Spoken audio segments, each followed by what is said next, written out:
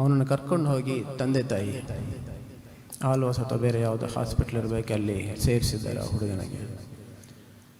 ಸೇರಿಸಿದ ಮೇಲೆ ಆ ಹುಡುಗ ಏನಂದ್ರೆ ಅವನಿಂದ ಕೂತ್ಕೊಳ್ಳಿಕ್ಕೆ ಆಗ್ತಾಯಿಲ್ಲ, ಬಾಡಿ ಎಲ್ಲ ಶೇಕ್ ಆಗ್ತಾ ಇತ್ತಂತೆ.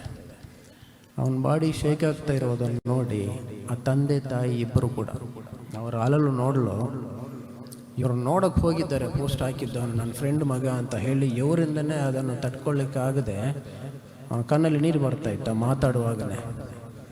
ಆವಾಗ ಅಲ್ಲಿ ನೋಡಿದರೆ ಅನಿಸಿತ್ತು ಹೋಗಿದ್ದು ಆ ಹುಡುಗಂದೊಬ್ಬಂದೇ ಅಲ್ಲ, ಆ ಮನೆಯಲ್ಲಿದ್ದಂಥ ಸಂತೋಷ ಅನ್ನೋದೇ ಕಂಪ್ಲೀಟಾಗಿ ಹೋಗಿದೆ ಅಂತ ಹೇಳಿ ಕಾಣಿಸಿತ್ತು ಕ್ಲಿಯರಾಗಿ.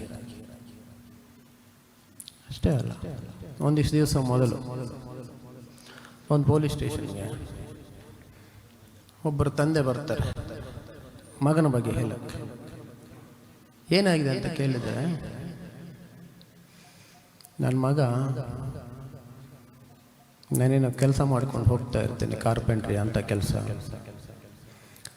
ನಾನು ಕಾರ್ಪೆಂಟ್ರಿಗೆ ನಾನು ಮಾಡುವಂಥ ಎಲ್ಲ ಟೂಲ್ಸು ಕೂಡ ತೊಗೊಂಡೋಗಿ ಮಾರಾಟ ಮಾಡಿ ಡ್ರಗ್ಸ್ ತೊಗೊಂಡು ಡ್ರಗ್ಸ್ ಸಹಿತ ಇದ್ದಾನೆ. ಈಗೇನು ಮಾಡೋದು ಅಂತ ಹೇಳಿ ಅಲ್ಲಿ ಆ ಡ್ರಗ್ಸಿಂದ ಅವನು ಮಾಡಿದ್ದು,